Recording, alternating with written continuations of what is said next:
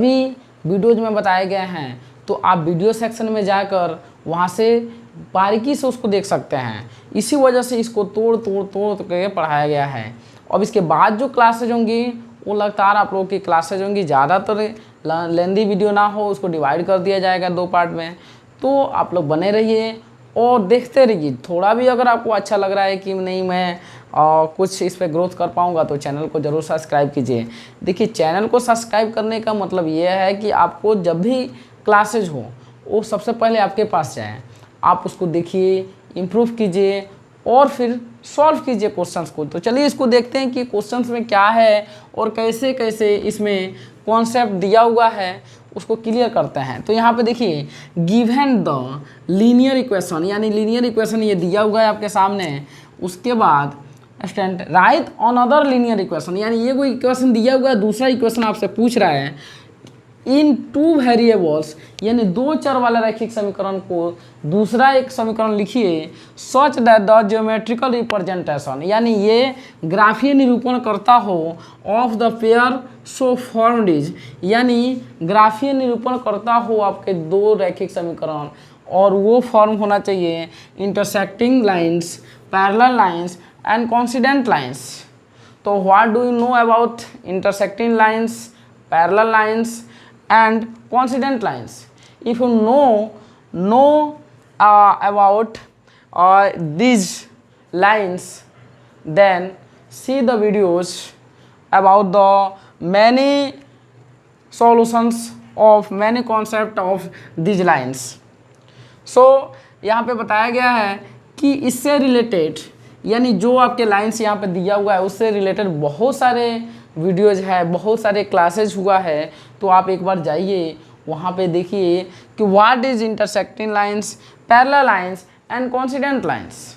इसका थोड़ा सा हम आपको रूप बताते हैं। आपके कुछ भी दिया हो, यानी कोई भी इक्वेशंस दिया हो, आपको जो भी इक्वेशंस मांगता हो, कॉन्सिस्टेंट, इनकॉन्सिस्टेंट्स, यहाँ पे बताया गया है कि संगत असंगत के बारे में। तो आप एक बार ज़रूर जाइए वहाँ पे, देखिए उसको। देखिए यहाँ पे कि ये इंटरसेक्टिंग लाइंस बोलता है कि अगर a1/a2 not equal to b1/b2 हो तो ये आपका इंटरसेक्टिंग लाइंस होगा। पैरेलल लाइंस बोलता है a1/a2 equal to b1/b2 equal to c1/c2 ना हो, यानी a1/a2 b1/b2 और c1/c2 के बराबर ना हो तो ये आपका पैरेलल लाइंस होगा। और यहाँ पे अगर a1/a2 बराबर b1/b2 बराबर c1/c2 हो तो ये कोइंसिडेंट लाइंस होगा। कोइंसिडेंट लाइंस का मतलब होता है समपाती रेखा, पैरेलल लाइंस का मतलब होता है समांतर रेखा और इंटरसेक्टिंग लाइंस का मतलब होता है कि अद्वितीय लाइन। ठीक है।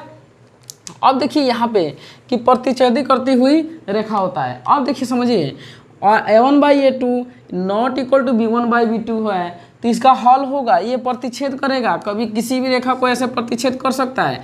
जैसे ही प्रतिच्छेद करेगा तो वो this lines is cutting point x and y axis, तो यहाँ पे x और y एक्सिस पे कट करेगा और वहाँ पे जो इसका x और y का मेन बिंदु आएगा वो इसका सॉल्यूशंस होगा, यानी x का x मान रखें, y का y। तो यहाँ पे स्टूडेंट देखिए, उसके बाद पैरेलल लाइंस का मतलब समानांतर रेखा।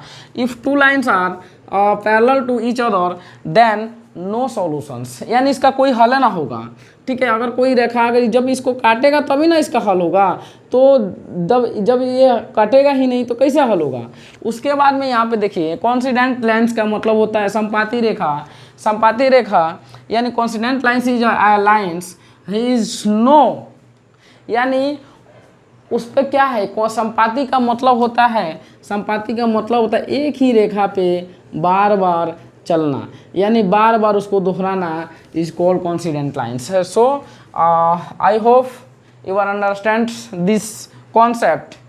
तो चलिए इसको चालू करते हैं, इसको सॉल्व करते हैं। आपका इक्वेशन दिया हुआ है, कि 2x + 3y। अब देखिए स्टूडेंट, एक एक करके बता रहे हैं आपको। 2x + 3y - 8 = 0, यानी इसके रिलेटेड अगर ये कोइंसिडेंट हो तो कोइंसिडेंट नहीं, इंटरसेक्टिंग लाइंस हो तो ये कैसे कौन सा दूसरा सॉल्यूशन होगा, यानी a1/a2, यानी इसको हम लोग बोल सकते हैं कि 4x लिख सकते हैं। 4x लिखने का मतलब 1/2 हो जाएगा प्लस 3/3y लिख सकते हैं -8 = 0। अब यहाँ पे देखिए कि भाई a1/a2 b1/b2 है ना है, तो इसी वजह से ये क्या हो जाएगा, इंटरसेक्टिंग लाइन्स। अब स्टूडेंट देखिए आप लोग बोलेंगे कि बुक में तो कुछ अलग है, तो बुक में इसलिए अलग ना है कि अलग है कि आप लोग यहाँ पे दिया हुआ है कि कुछ भी आप लोग मान सकते हैं, अनदर लीनियर इक्वेशंस, यानी यहाँ पे कुछ भी मान सकते हैं आप अपने मन से कि जो इसको क्या करे, इसको मान को बताए, यानी ये इंटरसेक्टिंग लाइंस हो। ठीक है स्टूडेंट। उसके बाद में देखिए दूसरा का ये बोल रहा है कि ये बराबर होना चाहिए, ये बराबर ना होना चाहिए, यानी 2x + 3y - 8 = 0। तो आप इसको लिख सकते हैं कि 4x + 6y - 9 = 0, यानी इसका मतलब है 1/2 यानी ये बराबर, उसके बाद ये बराबर है ना है, तो ये क्या हो जाएगा, पैरेलल लाइंस। ठीक है स्टूडेंट।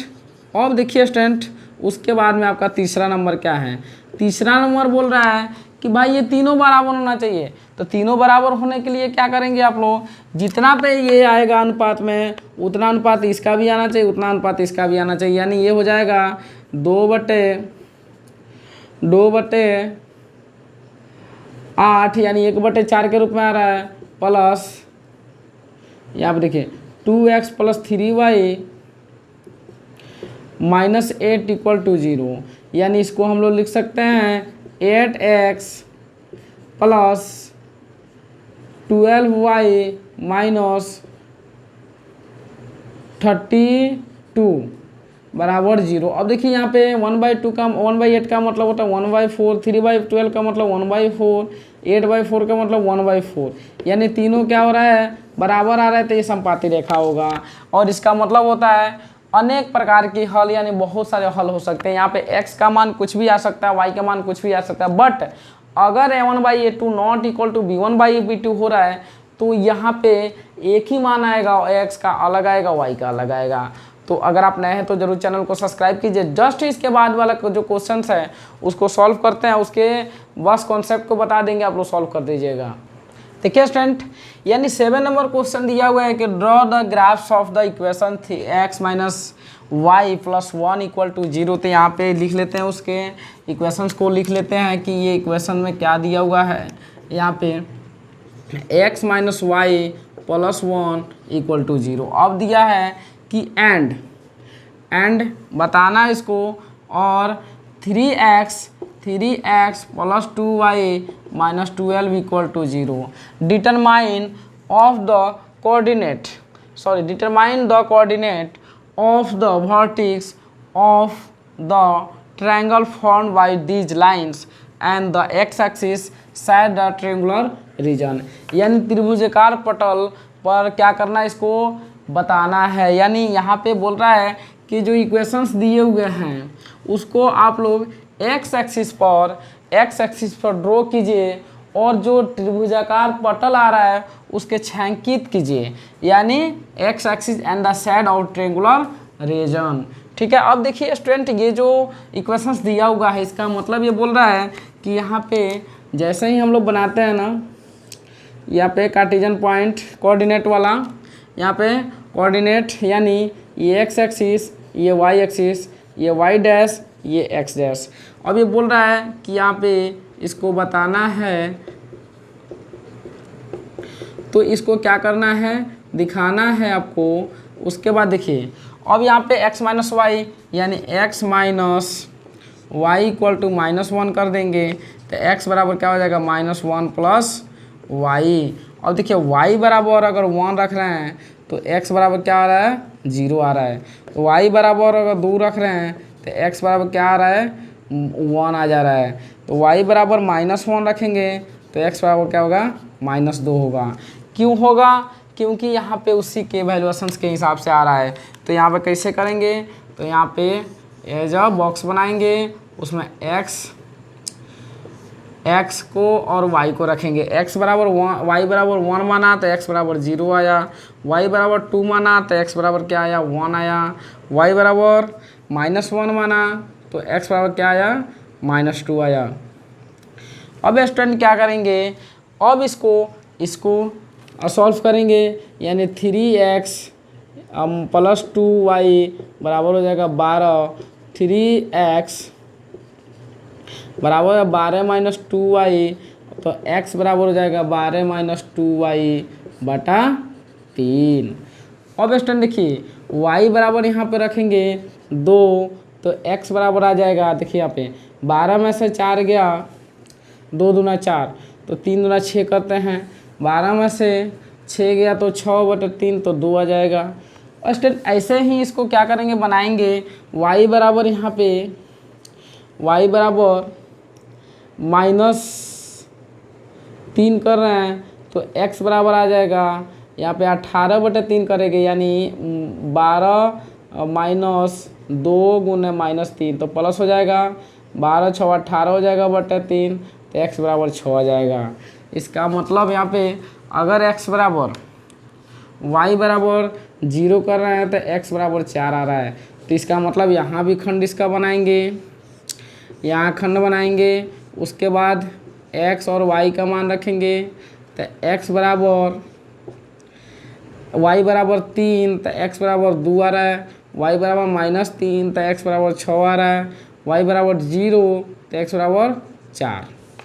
अब देखिए इसको क्या करेंगे, रखेंगे, यानी इसकी जैसे जैसे वैल्यूएशंस है उसको रखते जाएंगे। अब देखिए x का यहाँ पे -1 -2 -3 -1 -2 और उसके बाद -3। अब स्टूडेंट देखिए यहाँ पे x बराबर 0, यानी ये x बराबर 0 तो y का मान 1 है, यानी ये वहाँ है। उसके बाद y का मान 2 है तो x का मान 1 है, यानी ये यहाँ पे हो जाएगा। उसके बाद देखिए स्टूडेंट x का y का मान -1 है, यानी -1 है तो यहाँ हो जाएगा, -1 है तो x का मान -2 है, तो यानी इसका मतलब ये यहाँ है।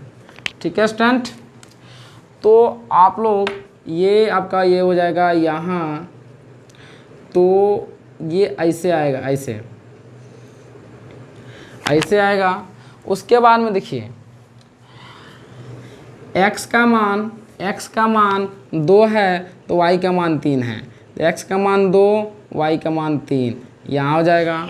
उसके बाद y का मान 6 है, x का मान 6 है तो y का मान -3, इसका मतलब ये यहाँ आएगा। उसके बाद y का मान 0 है तो x का मान 4 है, यानी ये यहाँ जाएगा और ये आ जाएगा। इसका मतलब इसको क्या करना है, इसको छायांकित भाग कर देना है। तो ऐसे ही तो सॉल्व होगा। तो अगर आप नए हैं तो चैनल को सब्सक्राइब कीजिए, शेयर कीजिए और अपने वीडियोज़ को लाइक कीजिए।